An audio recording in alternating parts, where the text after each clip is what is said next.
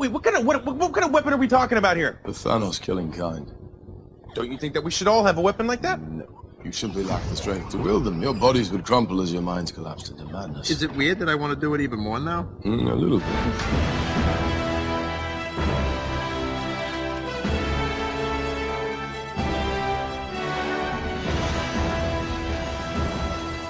Bring me Thanos!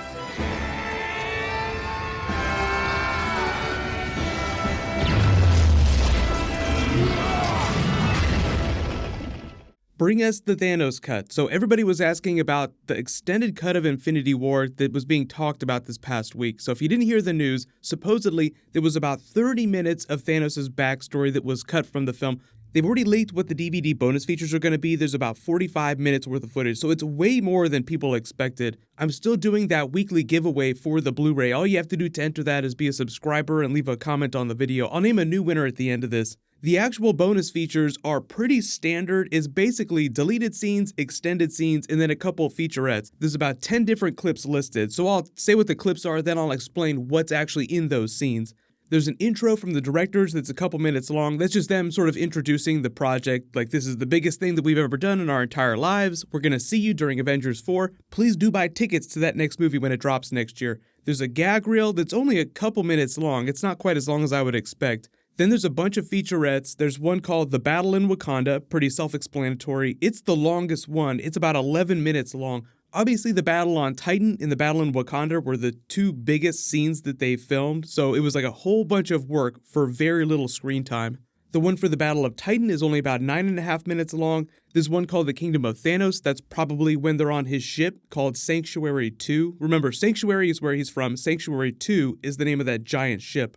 There's one called The New Teams. That's probably just for all the different groups that you have before they come together in the Battle of Wakanda and the Battle on Titan. Like you have the Guardians, you have Team Iron Man and Spider-Man, you have Cap's Secret Avengers, then you have all the people in Wakanda. There's one called The Decision of a Father. Obviously, that's when they're on Vormir and he's trying to get the Soul Stone and he has to think whether or not he wants to sacrifice Gamora. There's only 3 straight-up deleted scenes that they list. One is called Happy Has a Perspective. That was probably part of the earlier Pepper-Tony scenes when they're in the park before Doctor Strange shows up. There was actually a report that they had a whole bunch of cameos in that too. There were a couple celebrities, and it was just Robert Downey Jr. going on and on and on. Like, he could improv all day. He's fantastic. So obviously they just cut that short because they wanted Doctor Strange to get there relatively quickly. There's one called The Hunt for the Mind Stone that's actually pretty short. That's probably Cap's Secret Avengers versus Proxima Midnight and Corvus Glaive. Because when Thanos comes for the Mind Gem, it's not so much a hunt as it's him running a gauntlet of Avengers, just stepping on them one at a time till he rips it right out of his forehead. The next one is called The Guardians Find Their Groove, and it's actually a pretty long deleted scene. It's like 3.5 minutes long almost, so it's probably before they pick Thor up, it's probably just the Guardians. So a lot of you are wondering, like, what are people talking about the Thanos cut, the 30 minutes of his backstory that was cut from the film? The reason why people think that this exists is because Jim Starlin implied that there was about 30 minutes worth of Thanos' backstory that they cut from the film. Comes down to a quote by Norman Mailer, all true stories end in death. These guys are playing massively high-stake games, and if people don't die occasionally, there's no reality. I mean, it's not reality to begin with, but we have to at least give it a semblance of reality every so often.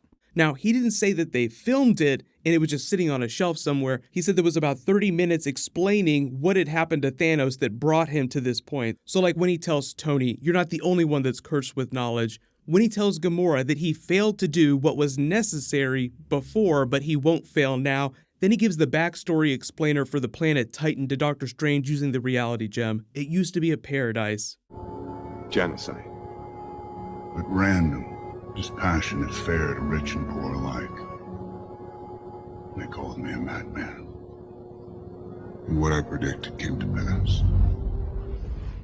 It sounds like this 30 minutes worth of backstory is just more stuff of him before the events of Infinity War. Like we got that scene in Age of Ultron where he says, fine, I'll do it myself.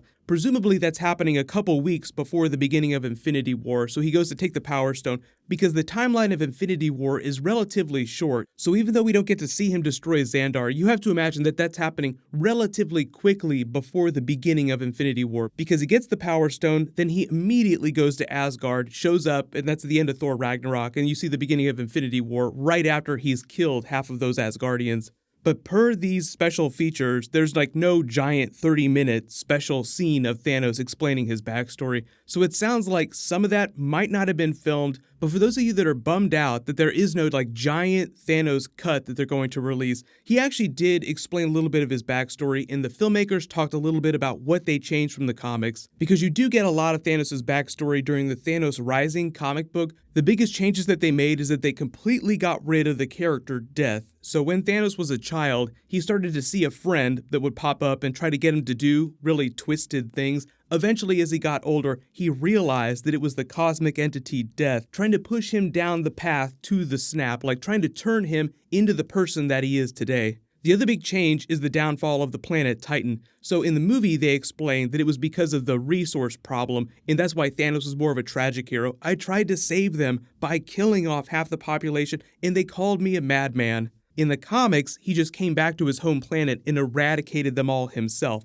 The comics make him much less sympathetic. Those stories are mostly about his relationship with death, like all these big, crazy things that he does, erasing half of all life in the universe, saving the universe. There have been a lot of stories where Thanos becomes the anti-hero. They mostly revolve around his relationship with death. So if there is any like extra Thanos scenes that they're sitting on, then they'll release with future special editions of the Blu-ray, it's probably just more scenes of him talking about his backstory. I don't know that they filmed a lot more of this flashback on Titan. Most of the scenes that they cut for time are just extra improvs. Like they said that they would do the script a couple times, then they would let the actors improv. So in addition to deleted scenes, there's just a lot of scenes that went on and on and on because they just kept going, and the directors would just have to yell cut for time. Like, okay, we don't need to keep talking, we just need to move on to the next scene. So for instance, you have to imagine a version of this scene where they're talking about the plan and Iron Man gets really fed up with Star-Lord. Imagine that scene just goes on for a couple more minutes.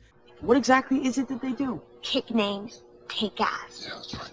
We gotta coalesce. Because if all we come at him with is a plucky attitude... Dude, don't call us plucky. We don't know what it means. All right, we're optimistic, yes. I like your plan, except it sucks, so let me do the plan, and that way it might be really good. Tell him about the dance-off to save the universe. What dance-off? It's not. Like in Footloose, the movie? Exactly like Footloose. Is it still the greatest movie in history? It never was. When they get into the edit bay, they just cut that way down because a lot of it's them just having fun on set.